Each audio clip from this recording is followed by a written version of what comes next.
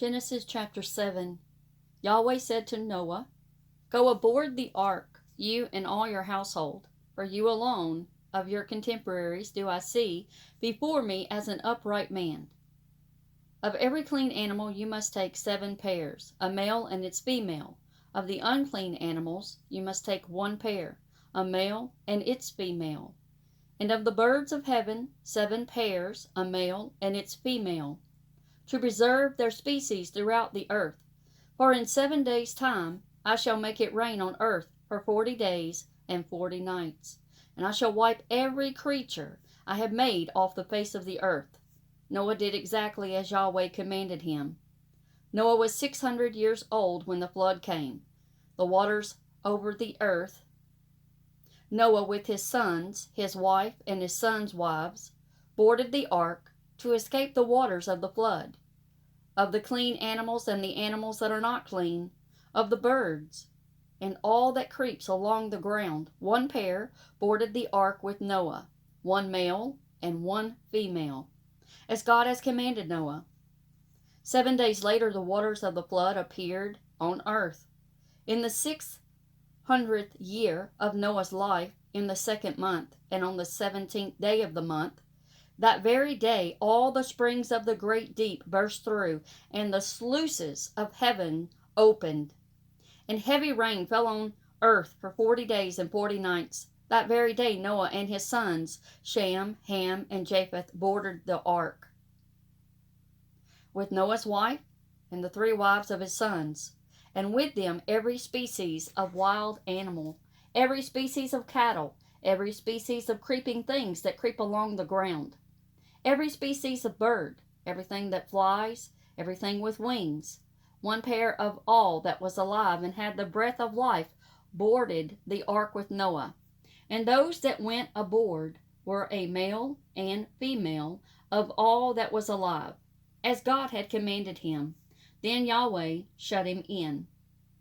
The flood lasted 40 days on earth. The water swelled, lifting the ark until it floated off the ground. The waters rose, swelling higher above the ground, and the ark drifted away over the waters. The waters rose higher and higher above the ground until all the highest mountains under the whole heaven were submerged. The waters reached their peak 15 cubits above the submerged mountains, and all living things that stirred on earth perished, birds, cattle, wild animals, and all the creatures swarming over the earth, and all human beings, everything with the least breath of life in its nostrils, everything on dry land died.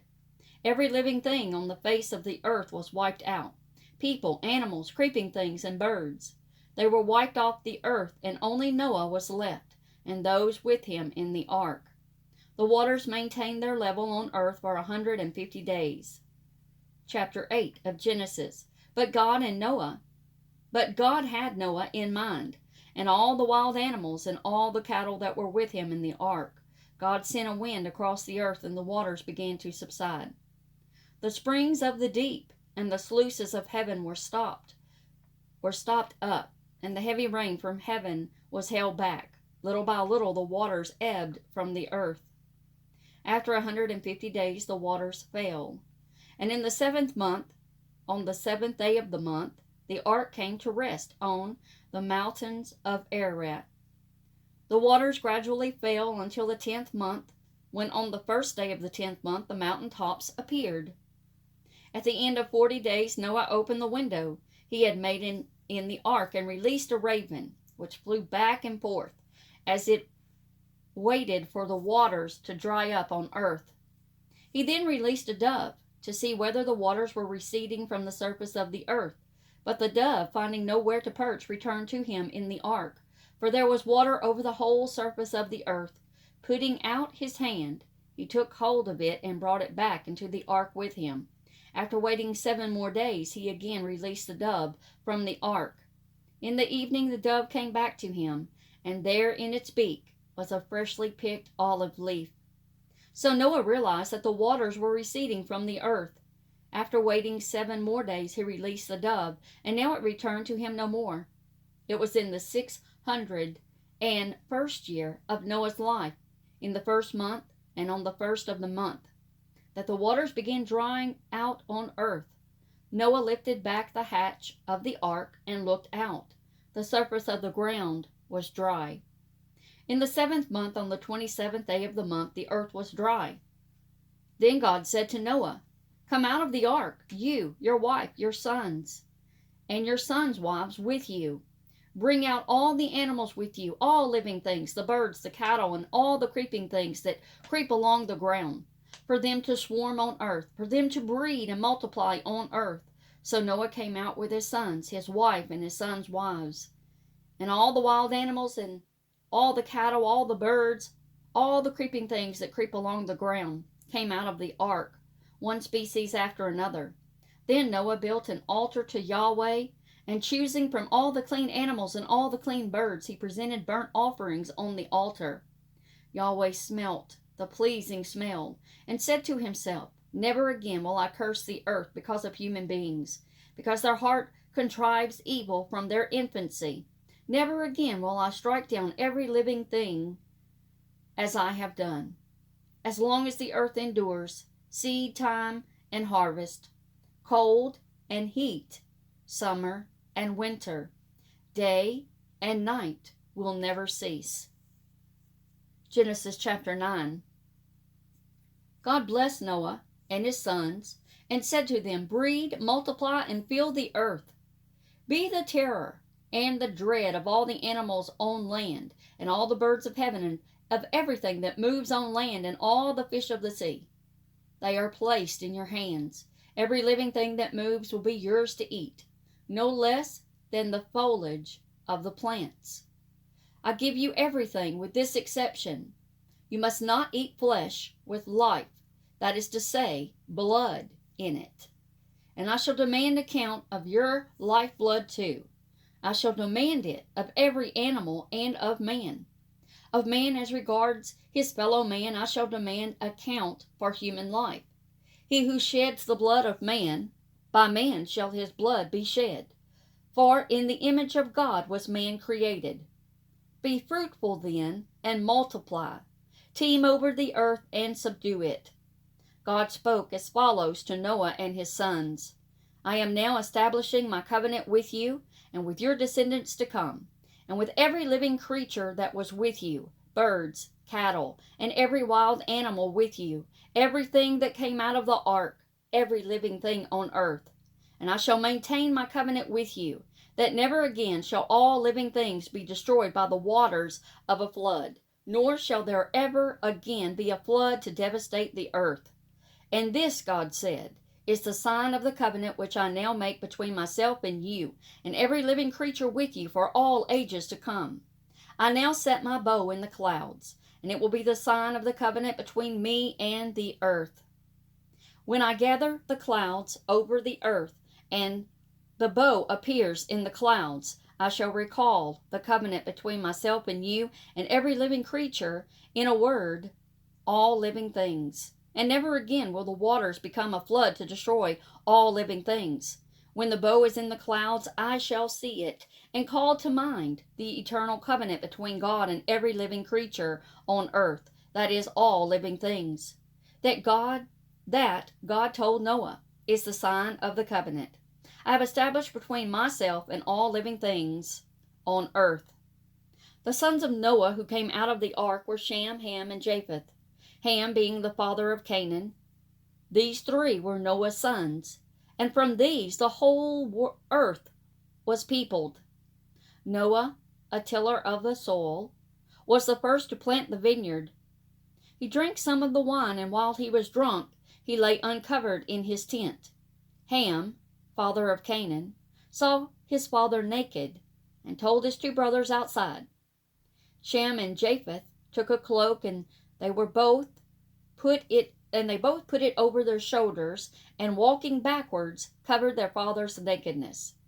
They kept their faces turned away, and they did not look at their father naked. When Noah awoke from his stupor, he learned what his youngest son had done to him, and said, "Accursed be Canaan. He shall be his brother's meanest slave." He added, Blessed be Yahweh, God of Shem. Let Canaan be his slave. May God make space for Japheth. May he live in the tents of Shem, and let Canaan be his slave. After the flood, Noah lived 350 years. In all, Noah's life lasted 950 years. Then he died. Genesis chapter 10. The people of earth. These are the descendants of Noah's sons, Shem, Ham, and Japheth, to whom sons were born after the flood.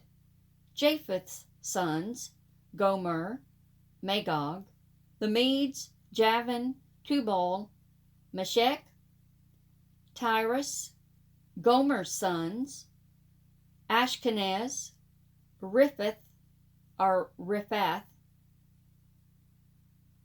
Togarmah. Javan's sons, Elisha, Tarshish, the Kittim, the Danaanites. From these came the dispersal to the islands of the nations. These were Japheth's sons, in their respective countries, each with its own language, by clan and nation. Ham's sons, Cush, Mizraim, Put, Canaan. Cush's sons, Seba, Havilah, Sabta, Ramah, Sabteka. Ramah's sons, Sheba, or maybe Sheba, Dedan. Cush fathered Nimrod, who was the first. I have no idea. Potentate on earth. He was a mighty hunter in the eyes of Yahweh. Hence the saying, like Nimrod, a mighty hunter in the eyes of Yahweh. The mainstays of his empire were Babel, Erech, and Akkad, all of them in the land of Shinar. From this country came Asser, and he built Nineveh. Rehoboth, Calah, and Rezin, between Nineveh and Calah, this being the capital. Mizraim fathered the people of Lud, of Anam, Lahab, Naphtah, Pathros, Cashlor, and Caphtor, from which the Philistines came. Canaan fathered Sidon, his firstborn, then Heth, and the Jebusites, the Amorites, Girgashites, Hivites, Archites, Sinites, Arvadites, Zamorites, and Hamathites. Later, the Canaanite clan spread out. The Canaanite frontier stretched from Sidon all the way to Gerar, near Gaza, and all the way to Sodom, Gomorrah, Admah, and Zeboim, near Lesha. These were Ham's sons, by clans and languages, by countries and nations. Shem too fathered sons, being ancestor of all the sons of Eber and Japheth's older brother. Shem's sons, Elam, Asser, Arpachshad, Lud, Aram. Aram's sons, Uz, Hul, Gether, and Mesh. Arpachshad fathered Shelah, and Shelah fathered Eber. To Eber were born two sons. The first was called Peleg, because it was in his time that the earth was divided, and his brother was called Joktan. Joktan fathered Almadad, Sheleph, Hazarmaveth, Jerah, Hadaram, Uziel, Dekla, Obal, Abimael, Sheba, Orpher, Havilah, Jobab. All these were the sons of Joktan. They occupied a stretch of country from Mesha all the way to Sephir, the eastern mountain range. These were Sham's sons, by clans and languages, by countries and nations. Such were the clans of Noah's descendants, listed by descent and nation.